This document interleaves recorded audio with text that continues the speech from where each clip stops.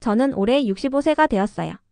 20년 동안 작은 식당을 운영하며 정말 힘들게 살아왔습니다. 새벽 4시에 일어나서 시장에 가서 재료를 고르고 밤 10시까지 손님들을 맞이하는 게 제 일상이었어요. 처음에는 8평짜리 작은 김치찌개 전문점이었는데 정성을 다해 만든 음식 덕분에 단골 손님들이 하나둘 늘어났어요.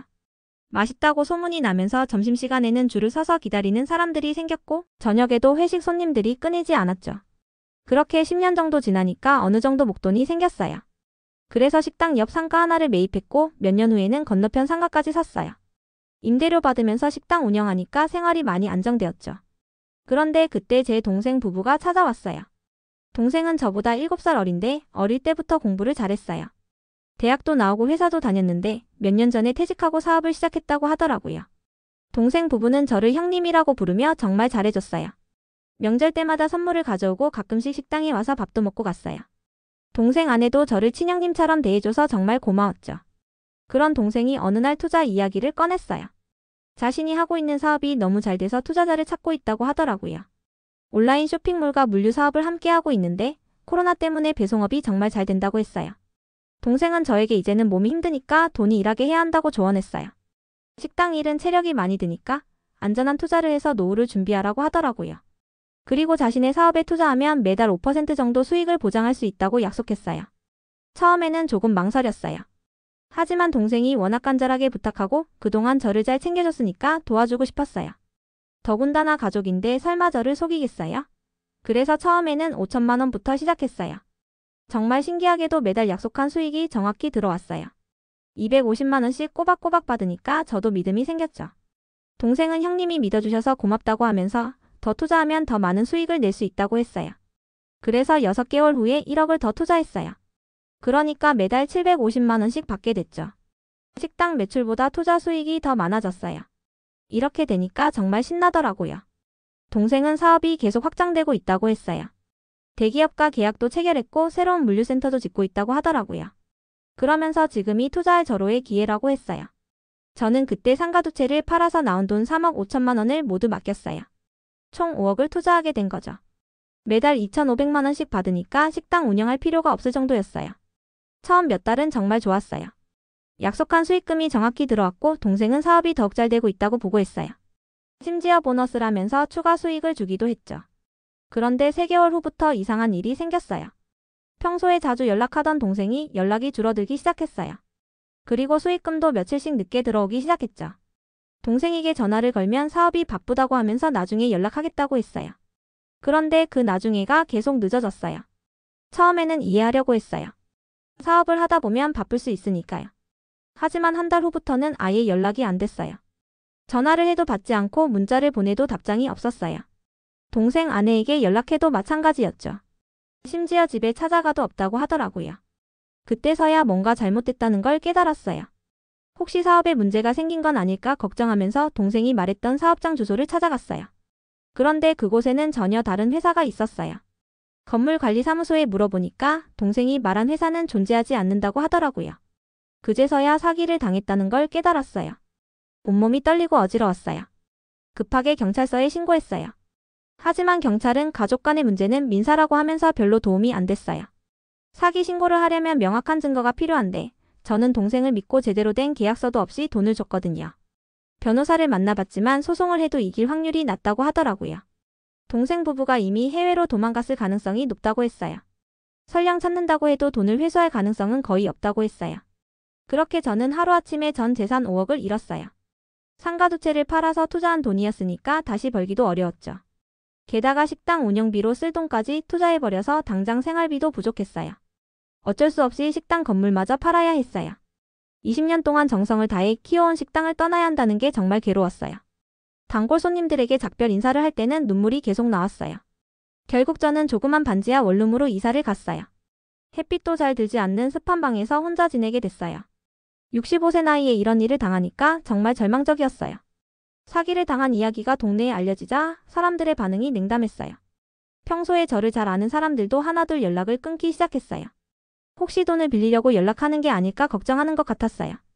더 충격적인 건 일부 사람들의 반응이었어요. 그래도 형님이 너무 쉽게 돈을 줬으니까 문제라고 하더라고요.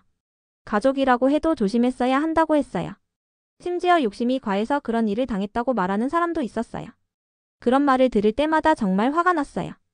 20년 동안 성실하게 일해서 모은 돈인데 가족을 믿은 게 잘못이라고 하니까 억울했어요. 하지만 화를 낼 수도 없었어요. 이미 돈을 잃은 상황에서 사람들까지 잃을 수는 없었거든요. 식당을 운영할 때 자주 만났던 사람들도 저를 피하기 시작했어요. 예전에는 반갑게 인사하던 사람들이 저를 보면 고개를 돌렸어요. 아마 부르는 사람과 연관되는 걸 싫어하는 것 같았어요. 혼자 있는 시간이 많아지니까 우울감이 심해졌어요. 하루 종일 방 안에서 누워있는 날이 늘어났어요. 밥 먹는 것도 귀찮고 씻는 것도 귀찮았어요. 이런 제가 한심하다는 걸 알지만 도저히 일어날 힘이 없었어요. 밤에는 잠도 안 왔어요. 자꾸 동생 얼굴이 떠올랐어요. 그동안 얼마나 믿었는데 어떻게 저를 이렇게 배신할 수 있었을까 생각하면 잠이 안 왔어요. 새벽까지 뒤척이다가 겨우 잠들곤 했어요. 돈이 떨어지니까 아르바이트라도 해야 했어요. 하지만 65세 나이에 할 수 있는 일이 많지 않았어요. 경비나 청소 일을 알아봤지만 쉽게 구하기 어려웠어요. 젊은 사람들도 일자리를 구하기 어려운 시대인데 저 같은 나이에는 더 힘들었죠. 그렇게 절망적인 시간을 보내고 있을 때 예전 식당 단골 손님이 갑자기 찾아왔어요. 김 사장님이라고 불렀던 분인데 제가 운영하던 식당에 10년 넘게 다니셨던 분이었어요. 김 사장님은 제 사연을 들어보시고는 안타까워하시더라고요. 그러면서 예전에 드셨던 김치찌개 맛을 잊을 수가 없다고 하셨어요. 그 솜씨로 다시 장사를 시작해보라고 조언해 주셨어요. 그분이 아는 곳에 작은 상가 하나가 비어있다고 하시더라고요. 임대료도 저렴하고 주방 시설도 어느 정도 갖춰져 있으니까 배달 전문점으로 시작하면 좋겠다고 하셨어요. 처음에는 자신이 없었어요. 나이도 많고 자본도 없는데 다시 사업을 시작한다는 게 쉽지 않았거든요. 하지만 김 사장님이 계속 격려해 주셨어요. 그리고 초기 자금도 빌려주겠다고 하셨어요. 결국 저는 작은 배달 전문점을 시작하게 됐어요. 8평도 안 되는 작은 공간이었지만 주방 시설은 깨끗했어요. 김치찌개와 된장찌개 그리고 몇 가지 간단한 메뉴로 시작했어요. 처음에는 하루에 주문이 서너 개 정도밖에 안 들어왔어요. 하지만 저는 주문 하나하나에 정성을 다했어요. 예전 식당에서 20년 동안 쌓아온 노하우를 모두 발휘했어요. 배달 앱에 올라가는 음식 사진도 직접 찍었어요. 스마트폰 사용법을 배워서 예쁘게 담아내려고 노력했어요. 그리고 주문해주신 분들께 감사 인사 문자도 보냈어요. 하루 15시간 이상 일했어요. 새벽 5시에 일어나서 시장에 가서 재료를 사오고 밤 10시까지 주문을 받았어요. 몸은 힘들었지만 마음은 조금씩 회복되는 것 같았어요. 몇 주 후부터 단골 손님이 생기기 시작했어요. 배달앱 리뷰에 맛있다는 댓글이 하나둘 달리기 시작했어요. 정성스럽게 만들어주신다는 댓글을 보면 정말 기뻤어요. 3개월 정도 지나니까 주문량이 눈에 띄게 늘어났어요. 입소문이 나면서 하루에 30-40개 정도 주문이 들어왔어요. 혼자 하기에는 벅찬 수준이었지만 매출이 늘어나니까 희망이 생겼어요. 그런데 어느 날 젊은 여성분이 가게에 직접 오셨어요. 유튜버라고 자기소개를 하시더라고요. 배달앱에서 저희 가게 리뷰를 보고 궁금해서 왔다고 하셨어요. 그분이 저의 사연을 들어보시고는 정말 감동했다고 하시더라고요. 그래서 유튜브에 제 이야기를 소개해도 되겠냐고 물어보셨어요. 처음에는 부끄러워서 망설였지만 가게 홍보에 도움이 될 것 같아서 허락했어요. 며칠 후 그분이 올린 영상이 인터넷에서 화제가 됐어요. 제목이 65세 사장님의 눈물 나는 김치찌개 이야기였어요. 영상에서 제 사연과 함께 음식 만드는 모습을 보여주셨어요. 그 영상이 조회수 100만을 넘어가면서 정말 많은 사람들이 저희 가게를 찾아왔어요. 댓글도 수백 개가 달렸는데 대부분 응원하는 내용이었어요. 힘내시라고 꼭 성공하시라고 격려해 주셨어요. 주문이 폭증하면서 혼자 감당하기 어려워졌어요. 하루에 100개가 넘는 주문이 들어왔거든요. 어쩔 수 없이 아르바이트생을 한 명 고용했어요. 그리고 주방 기구도 몇 개 더 샀어요. 매출이 늘어나니까 생활이 많이 안정됐어요. 반지하 원룸에서 나와서 조금 더 넓은 집으로 이사했어요. 햇빛이 잘 드는 곳으로 이사하니까 마음도 한결 밝아졌어요. 6개월 후에는 매출이 월 3천만 원을 넘어갔어요. 순이익도 1천만 원 정도 나왔어요. 예전 식당 운영할 때보다 훨씬 좋은 수익이었어요. 그래서 저는 작은 건물 하나를 다시 매입했어요. 물론 예전처럼 큰 건물은 아니었지만 안정적인 임대소득을 얻을 수 있었어요. 조금씩 재기하고 있다는 희망이 생겼어요. 그런데 사업이 잘 되고 있다는 소식을 듣고 예상치 못한 사람들이 나타났어요. 바로 제 동생 부부였어요. 1년 반 만에 갑자기 연락이 온 거예요. 동생은 전화해서 미안했다고 하더라고요. 사업이 어려워져서 연락하지 못했다고 했어요. 하지만 지금은 상황이 좀 나아졌다고 하면서 다시 만나자고 하더라고요. 처음에는 정말 화가 났어요. 5억이나 되는 돈을 가지고 도망간 사람이 이제 와서 미안하다고 하니까 어이가 없었어요. 하지만 가족이니까 한 번은 만나보자고 생각했어요. 카페에서 만난 동생 부부는 예전과 별로 달라 보이지 않았어요. 옷차림도 깔끔하고 얼굴도 별로 초췌해 보이지 않았어요. 오히려 더 살이 찐 것 같았어요. 동생은 정말 죄송하다고 하면서 사업이 어려워져서 어쩔 수 없었다고 했어요. 하지만 구체적으로 어떤 사업을 했는지, 돈이 어디로 갔는지는 명확하게 대답하지 않았어요. 그러면서 이제는 형님이 잘 되고 있으니까 과거 일은 잊고 다시 가족답게 지내자고 하더라고요. 심지어 자신들도 새로운 사업을 시작하려고 하는데 함께 해보자고 제안했어요. 정말 뻔뻔하다는 생각이 들었어요. 저를 속여서 전 재산을 빼앗아 놓고 이제 와서 다시 함께 사업하자고 하니까 어이가 없었어요. 하지만 그 자리에서는 화를 내지 않았어요. 대신 저는 조용히 준비해온 서류를 꺼냈어요. 민사소송 서류였어요. 그동안 변호사와 상의해서 준비한 거였어요. 사기 혐의로 고소장도 함께 준비했어요. 동생 부부는 그 서류를 보고 당황했어요. 갑자기 얼굴이 하얘졌어요. 저는 차분하게 말했어요. 웃으며 보내줄 줄 알았냐고. 가족이든 뭐든 제 인생을 무너뜨린 사람은 다시는 받아들일 수 없다고 했어요. 그리고 2주 안에 빼앗아간 돈의 절반이라도 돌려주지 않으면 법적 절차를 밟겠다고 통보했어요. 물론 돈을 돌려받을 가능성은 낮지만 최소한 법적 책임은 지게 하고 싶었어요.